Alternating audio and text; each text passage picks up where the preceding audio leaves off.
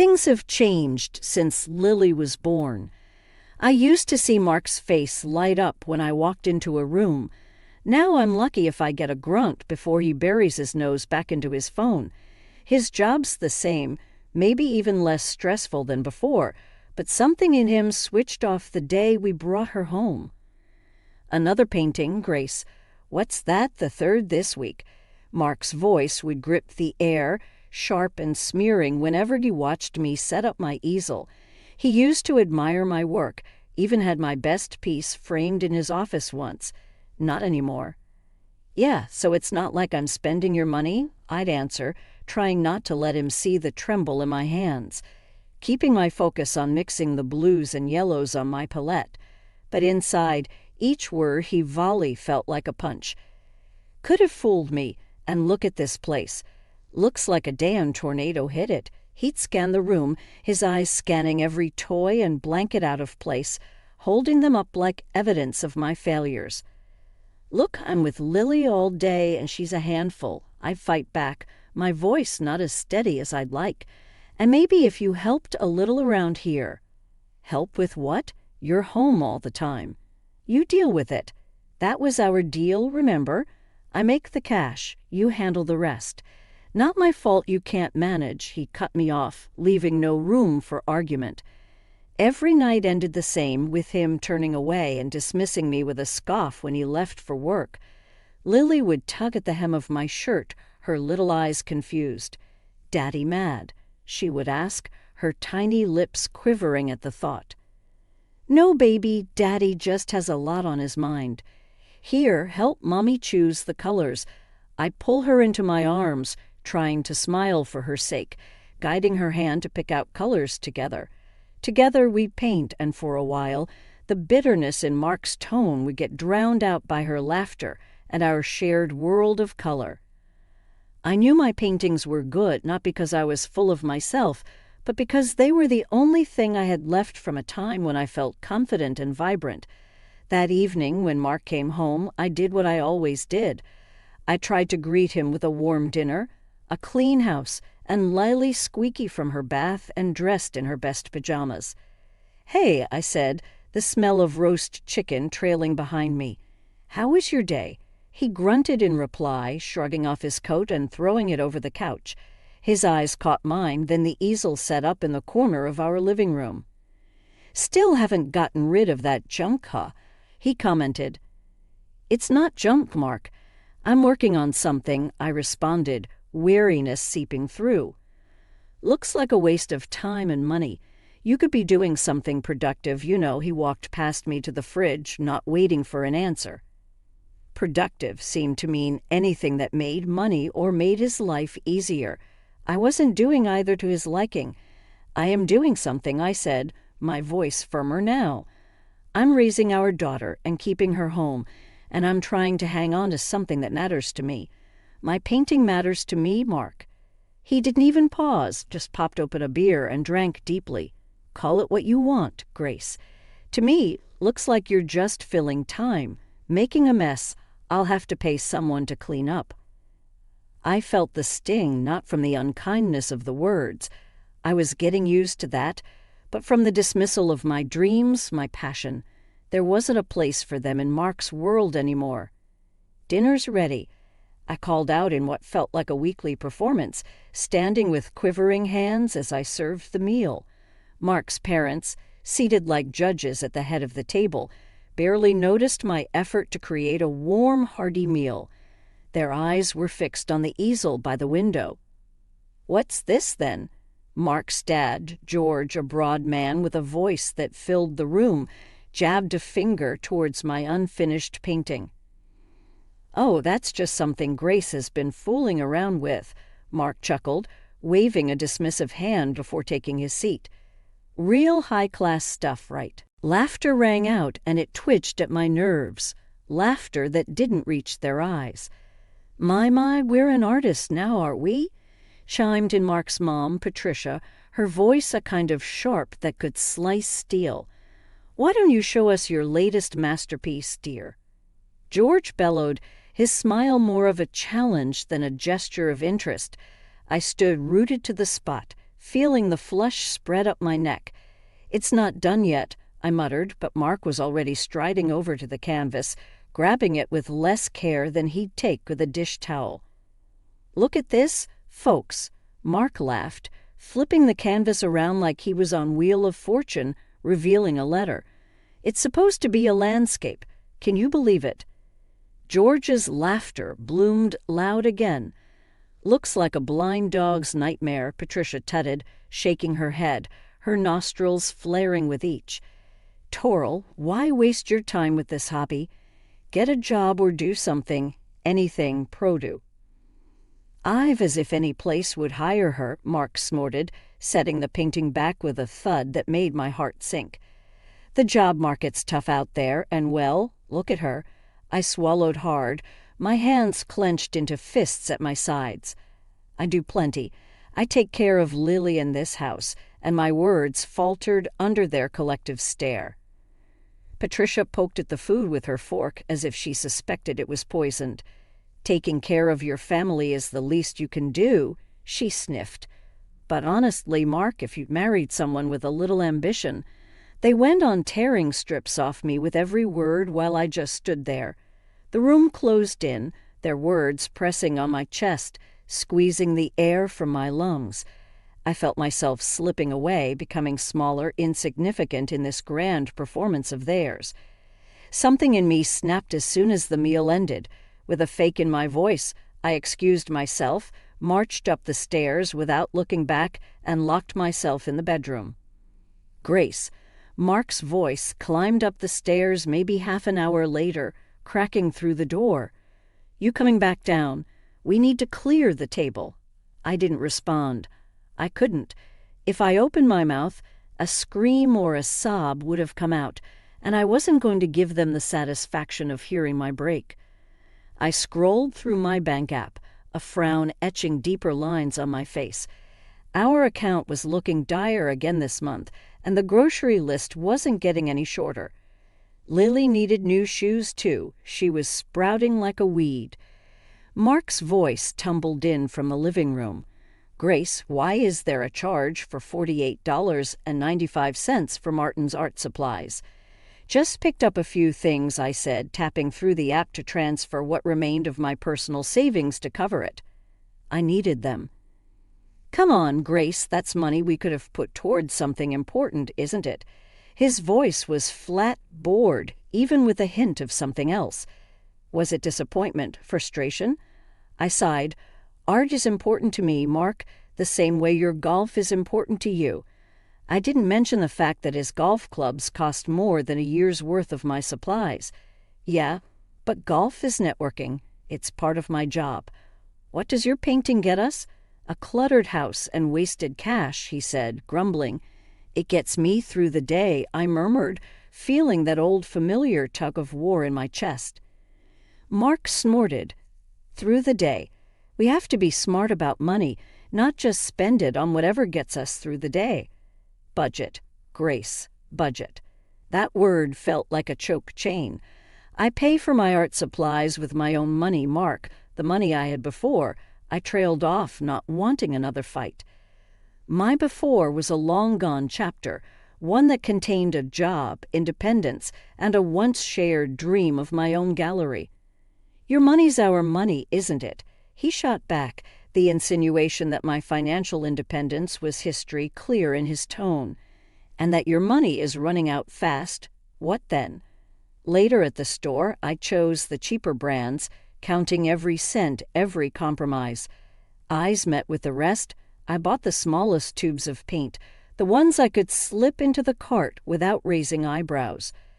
Back home, I unpacked the bags with robotic precision, every item a testament to our tightrope walk above financial ruin. "Putting back some luxuries, are we?" Mark commented, his gaze landing on the no-name cereal and store-brand pasta. "Yes, tightening the belt," I answered without looking at him. "Hiding the receipts? A paper trail of my crimes." He hummed, rummaging through the bags like an investigator looking for a slip-up. "Where are the Greek yogurts you like? And isn't this the cheap coffee?" I shrugged, busying myself with placing a can of tomatoes in the pantry. Prices went up, had to make some cuts. "Don't see any cuts in your art budget, though," he said, a cold finger pointing out the new brushes I'd slipped under a loaf of bread. I turned to him, meeting his eyes for the first time since the conversation began. "This keeps me sane, Mark. My art keeps me sane." My voice was firm, and I clenched my fist around the countertop to stop the shake in my hand. "Well, sanity's quite the luxury item these days, eh?" He nodded towards the brushes, his words deliberate, biting. That night I painted not out of passion but frustration. Each stroke was a challenge, a cut from our personal budget to fit it within the constraints of Mark's expectations. But as I worked, I remembered a time when these brushes were a joy to hold, not a weapon. I had to defend. Mark was somewhere across the country, tangled up in business trip meetings when he decided to drop the latest task on me. His voice buzzed through my phone, sounding like he was already out the door before he even finished his sentence. "Grace, you've got to pull together a birthday present for my boss's wife, Clara. Her big day's in a week." "Okay, do you have any cash set aside for that?" I asked, squinting at our already tight budget on my laptop screen. "Nah, you figure it out. Just make it look like we put some thought into it," he muttered, sounding distracted. "Hang on, you want something nice, but I'm supposed to magic up the funds for it." I could feel the heat rising in my cheeks. "You always find a way. Make it happen, Grace." And with that cheery little line, he was gone. I let out a long, slow breath, closing my eyes and trying to push back the frustration gnawing at my last nerve. I didn't have the cash, but I needed something that would knock Clara's socks off. No pressure, right? After a deep dive into Clara's online world, it was clear she had a thing for art. Her feed was full of gallery visits, pictures of canvases that probably cost more than our car. She even had photos with artists, talked about supporting the arts, patronage, and all that jazz. An idea sparked, and I grabbed it before it could blaze out of my mind, a painting from me. I had the paints, I had the canvas, and I sure as hell had the motive. I'd give Clara something no one else could, not off some high street. I spun the idea in my mind, letting it settle. I could picture the brushstrokes already, feel the drag of bristles against canvas. It would be personal and it'd be free. Bonus, a painting. Decision made. I was going to need every minute of every day if it was going to look anything like the kind of stuff Clara posted. I pulled out my old easel, set it up in the living room, and got to work. All the while, fingers crossed that my little slice of creativity would cut it in the high-stakes world of business birthday gifts. Day 1 postmark bombshell. I'm standing in the middle of my makeshift studio, a corner of the dining room I've cleared out, pushing the table against the wall. The morning light is streaming in, kind of highlighting the chaos of my art supplies spread all over. "Mommy, what's all this?" Lily, my 6-year-old, parks herself right in the middle of the chaos, her eyes as round as the splattered paint drops on the floor. "Mommy's got to make a birthday present, baby," I reply, rifling through old brushes with bristles stiffer than my back feels. For goose, she picks up a brush, examining the crusty edges like a pro. "For a lady Daddy works with," I explain, snatching the brush from her before it becomes a makeshift sword or fairy wand.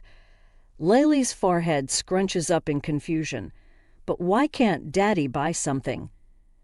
"Lily, go watch your cartoons, will you? I need to think." I'm not in the mood to unpack the complexities of our bank account or my marriage to a kindergartner. Grumbling something under her breath, sounding too much like me for comfort, she trots off to the living room, leaving me to my quandary. The week grinds by. I'm pulling double shifts, daytime mommy, nighttime Picasso. The canvas starts to fill, taking on a life of its own. Something abstract, something that feels kind of like the whirlwind that's my life lately. I don't hear a peep from Mark. No check-in calls. Not even a text asking how it's going. Guess he's too wrapped up in his charts and deals, and whatever he does that's too important to ring his wife. Lily, on the other hand, is my tiny shadow, always creeping back to watch me paint. "You're really good, Mommy," she says on like what, day 4. "You should draw stuff more." I smile because that's probably the best review I'll ever get. Think so, huh? Maybe I will.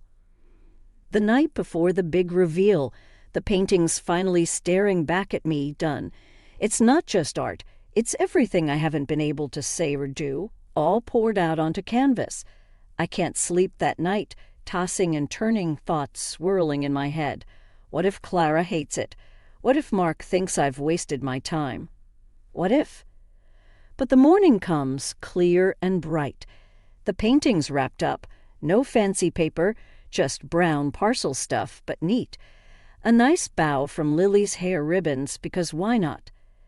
So there I was at the boss's wife's birthday bash, my arms wrapped tight around a package, the painting I hoped would be a hit.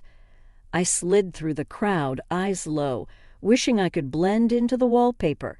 Mark was there too, just flown in hot from his latest trip, looking every inch the man who had it all, except the picture-perfect trophy wife. His eyes swept over the women, polished and perfect in their cocktail dresses, then landed on me like a ton of bricks. I saw that look on his face, like he just bit into a lemon. He looked me up and down and shook his head just enough so only I'd notice. The room faded a bit, like someone turned down the volume on the party, and all I could hear was my heartbeat in my ears. Then his gaze zeroed in on the parcel, all wrapped up and nestled in my shaky grip. His eyes flashed, and oh boy, I knew that look. I saw the storm brewing before the first word even shot out. "What's that?" He spat, barely keeping a lid on it. I pulled the package closer, as if I could shield it and me from what was coming. "It's a gift, my painting." The words barely had a chance to hang in the air before his voice boomed. "A painting? You're kidding, right?" It was loud enough to catch a few glances our way. I tried to shush him with my eyes, but he was past caring. "You actually think this is okay?" To hand her a piece of amateur hour? The whispers around us started like the start of a rain, soft but getting stronger. "Mark, please, not here," I begged, my cheeks flaming up something fierce. "Did you lose your mind?" He roared, and the room didn't just pause. It froze. "You make us look like fools." By now we were the main event. Eyes flicked to us, then away, then back again like they were watching tennis. I shrank, wished I could melt right into the floorboards. His face was a shade of red I'd only ever seen on traffic lights. "Great, just great," Grace he vented, throwing his hands up. "You don't think, do you?"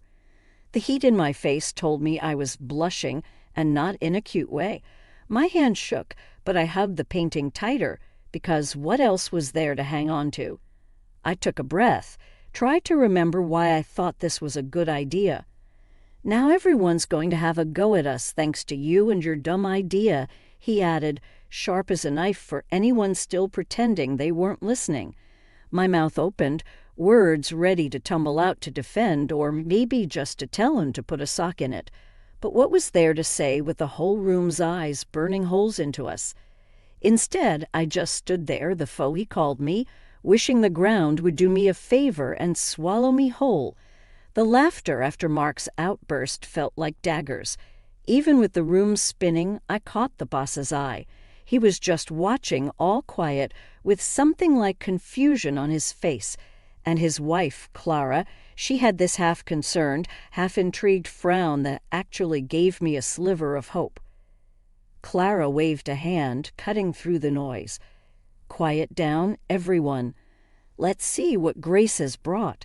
I moved on autopilot, my hands still a bit jittery as they tore the paper from the canvas. The art kind of just spilled out into the room, all the colors and the shapes I'd spent nights pouring myself into. Clara's eyebrows shot up. "Oh my," she said, and the room hushed like they were waiting for her to drop the hammer. But then she continued, This is quite something, Grace. Mark was still fuming by my side. Yeah, something, all right.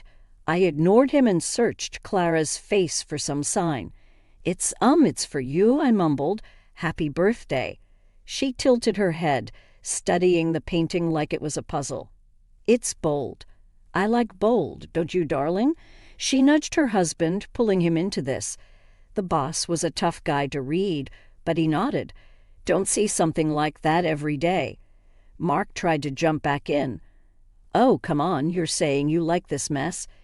And there it was, the snap in Clara's voice as she turned to him with a squint. Mark, I'd watch it if I were you. Your wife has talent, and I won't have you embarrass her any further. It's unbecoming. The room fell into this tense kind of quiet, the kind where you could hear someone sneeze 3 houses down. Look at the colors, the feeling in it. Clara was saying now. It's got life. Mark tried for a save. Well, sure, if you like that sort of thing. But Clara cut him off. I do, it's decided. This goes right. In the foyer. I blinked. Was this actually happening? You sure, babe? The boss chimed in. It's not exactly. Clara shot him a look, and he trailed off. Standard, right, it's unique. Her arm shot out to me, a beacon in the high heels and overpriced suit. See, thank you, Grace. This here's a real gift, folks. It's got soul. And just like that, the murmur started up again, but they had a different tune. People were nodding, some even looking at me with what felt like respect. Clara, still holding my painting like it was a treasure, turned her eyes on me again. So, Grace, she said, drawing the room's focus, ever thought about showing your work? Like in a gallery? Mark let out a scoff. I heard it, but my eyes were glued to Clara. Nah, who'd want to see my stuff? I don't worry, Grace. I would, and I know people. Clara's voice was firm, her eyes sharp. Mark tried to laugh it off. Come on, Clara. She's just dabbling. Clara quirked an eyebrow at him. So she dabbles better than some pros I know. What's it to you? I swallowed, feeling like I was teetering on the edge of something big. I don't know. I've never. What's to know? You jump in. I'll help, right? Clara's look said she wasn't asking. She was telling. A giggle slipped from me. It was nervous, a bit wild-sounding, even to my own ears. Sure, right. Clara beamed. Good, it's settled then. After that, whispers flitted around like moths to a flame. People who barely gave me the time of day were now hanging on my arm, talking about my work. It felt surreal, like walking through someone else's life. Mark was suddenly there again, his hand on my back almost scalding. You're not serious about this, are you? There was that edge in his voice, like a knife threatening to cut. I turned to him, feeling the weight of the crowd, the pull of something new. Yeah, I am. My voice was stronger than it had felt in years. He looked at me, really looked at me for the first time that night. But what about us? What about us, Mark? I repeated. We've been over for a longer time than I want to admit. That shook him. He stepped back. I thought we were fine. I turned to face him fully. You thought wrong. The words were colder than I intended, but they needed to be said. Mark ran a hand through his hair, looking beaten. So what? We just end it. I looked down at the colors splashed across the nails on my fingers, at the rings that didn't mean what they were supposed to anymore. We ended it a long time ago. Now we're just making it official. He didn't have anything to say to that. I watched him walk away, his shoulders hunched. Clara's hand touched my shoulder. You okay, hon? I nodded. I am, thanks to you, she winked. What are friends for, right? And you, Grace, she paused, giving my shoulder a squeeze. You're going to light up this town with your art. Just you wait. And with that, I felt my heart start to hammer for a whole new set of reasons. Ahead of me, there wasn't just an ending. There was a beginning, and it was painted in the boldest colors I could imagine. Lily and I, we'd be more than fine. We'd be us, unapologetically,